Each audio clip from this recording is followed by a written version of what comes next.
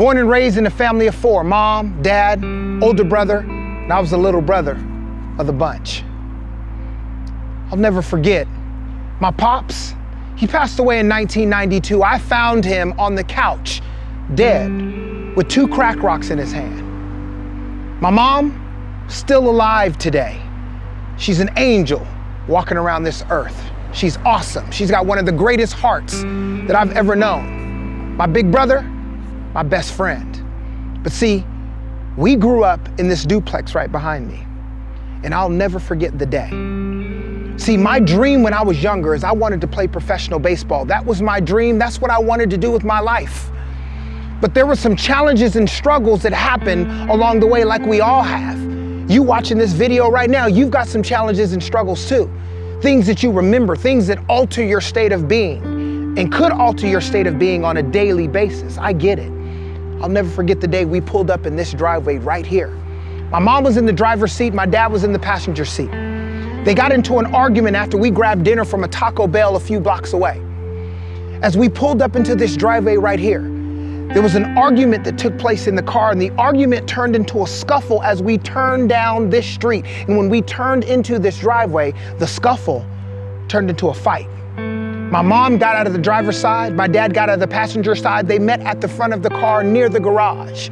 I'll never forget, my dad had his elbow on my mom's neck as my mom was screaming, "John, the hood is hot. John, the hood is hot. Get me off the hood." My dad had a couple beers in his system that night, so he wasn't hearing my mom, nor was he hearing us as we stood aside screaming, "Dad, please no, Dad. Dad, please stop. Dad, please let her up. Dad, please, please, God, Dad." My dad did not hear us. We were screaming at the top of our lungs, hoping that our screaming would break his trance.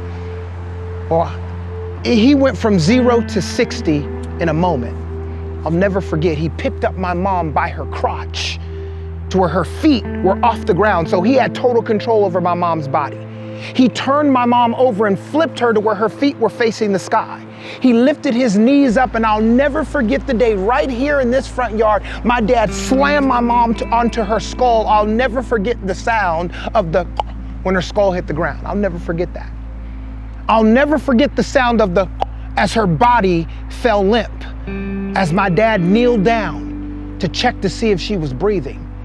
And he stood up, and he looked at us, and he said, "Give her a kiss, she's gone." And he walked in the house. No qualms, not a care in the world. But let me tell you something about my dad. When my dad wasn't under the influence of alcohol and drugs, my dad was a great man. My dad was one of the most passionate men that I knew. My dad loved his family and loved his kids hard, loved us passionately. But when he was under the influence of alcohol and drugs, he was a different man. So I am not in this video trying to throw my dad under the bus. I wouldn't do that. But on this night, something clicked inside of him. When my mom laid there, my dad and my brother walked in the house. As I sat next to my mom, lifeless it seemed, I remember seeing one tear roll out of her eyes. And when that tear rolled out of her eye, that's when I knew that she was alive. But see, that moment, I can freeze frame it. I can see it today as I'm 44 years young, standing in front of the house that I grew up in. I remember that moment. See, that moment shook something in me. It shifted my foundation. That day, that moment, I began to look at life through the lenses of anger and sadness. Angry because I wasn't strong enough to stop my dad from doing what he was doing. Sad because I saw my mom, my angelical mother, laying there lifeless. Changed something in me. But see, let me tell you something. My parents did something right. Because after every fight, after every situation that would take place, they would always send us to school the next day. And when they sent us to school, there was my teachers like Miss Moss. My teachers like Mr. Du Bois and Miss Phibbs and Miss Schwartz, those teachers who loved on me, those teachers who cultivated the seed of greatness in me, although I was looking at life through the lenses of anger and sadness. See, even at the young age in elementary school when this took place, I was smart enough to know, my intuition told me that I knew something in life would never be the same again, and I was right. Because the next week, my mom ended up packing her clothes and moving away to Los Angeles. We have a big family. She has 9 sisters and 3 brothers.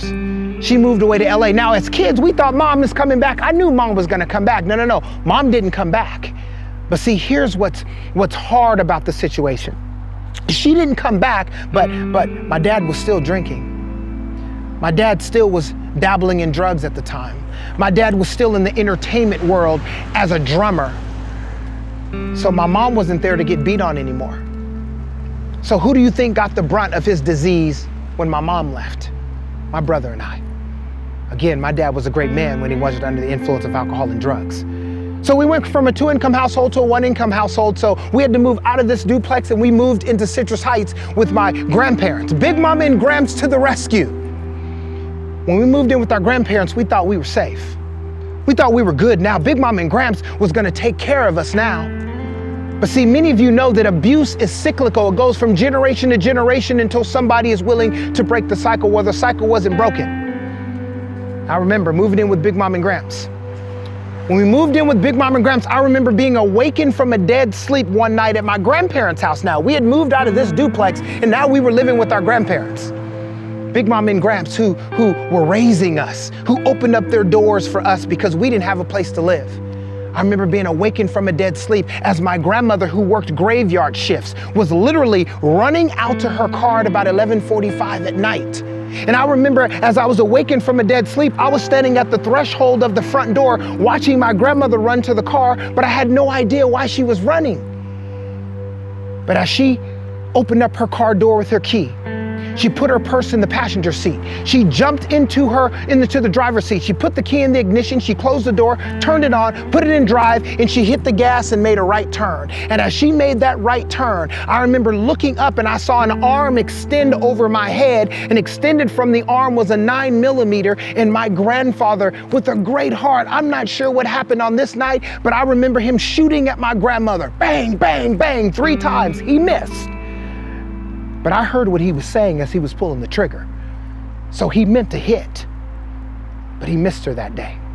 And I'm so grateful that he missed. But when you're as young as I was, and you see something like that happen, it shakes your foundation. I was already looking at life through the lenses of anger and sadness. Now you can add on there anger, sadness, hurt, feeling alone in this big world. I couldn't see my greatness. I couldn't see my dreams. These were the lenses that I was looking at life through. Sometimes my teachers would say, "Why are you so mad?" I wanted to say, "You have no idea why I'm so mad, because you don't understand what's going on under my roof of my households." I'll never forget the day. My dad was drunk one night. He poured gasoline on me and tried to set me on fire. Anger, sadness, hurt, alone, bitter, confused. How am I gonna do anything special with my life when I can't even see myself in the mirror? This is what I saw when I looked in the mirror. I wasn't going around telling my friends about what was going on in my household because I was embarrassed. You say, "Kevin, what changed? How did it change for you?" Let me tell you when it changed. The summer of my 8th grade and 9th grade year. That summer, my grandfather passed away. That summer, my grandmother was moved into an elderly home. That summer, my mom moved back from LA, but we were so frustrated because she left us to be abused by my dad for 6 years. We were frustrated with my angelical mother. We were frustrated with where she left us and how she left us. My dad went from alcohol to hard drugs that summer. My brother was a senior in high school. He didn't want to hang out with his freshman brother. He had a girlfriend. He was hanging out. That summer, I literally was raised by the village in my community, staying from house to house. All these different families taking care of me, taking me to baseball practice, taking me to ice cream, taking me bowling, making sure that I felt safe. They didn't know what was going on in my household, but they knew I was having trouble at home. That summer, there was a family. There was a family in Citrus Heights, the Batch family. They knew my story. They decided to open up their doors right as I was entering high school. They opened up their doors. A Caucasian family opened up their doors and allowed this young man to live with them my freshman, my sophomore, my junior, my senior year in high school, and my freshman year in community college. I'm so grateful for them. Let me tell you the 3 things that I attribute to me being able to stand here with you and speak with you today through this video, through this camera. There's 3 things that I attribute as to why I stand here. Number 1, That family. If it wasn't for that family, the Batch family, I would not be here right now. If they didn't have a roof over my head and they were feeding me and taking care of me and showing me love, I wouldn't be here right now. Second, my teachers. If it wasn't for my teachers, the Miss Wessels of the world, the Mr. Du Bois of the world, the Mr. Peoples of the world, the Mr. Waz of the world, I would not be standing here right now. Third was I had a dream. My dream was to play professional baseball. Those three things are why I stand right here today. See, all of us have tough experiences that we go through in life. But the question is, are we gonna let those experiences define who we are, or are we gonna use those experiences, use that energy to help somebody else who's going through struggles? I'm grateful to have gone through those experiences today. You couldn't have told me that when I was in it, but I truly believe that my passion today, my purpose today, and the dream that I have today comes from those experiences. My dream of speaking to elementary school kids and middle school kids and high school kids on a daily basis, being able to inspire them and let them know if they're going through challenges that you can get through it. This is only a moment in time. I get a chance to speak to teachers and administrators to let them know to not grow desensitized as to the depth of the difference that they make every single day. There's greatness in you. No matter what challenges you're going through, no matter what lenses that you're wearing as you watch this video, you can do something special with your life. Don't let those experiences define you. Let those experiences inspire you to change the world. There's greatness in you. Brace up. Embrace mode.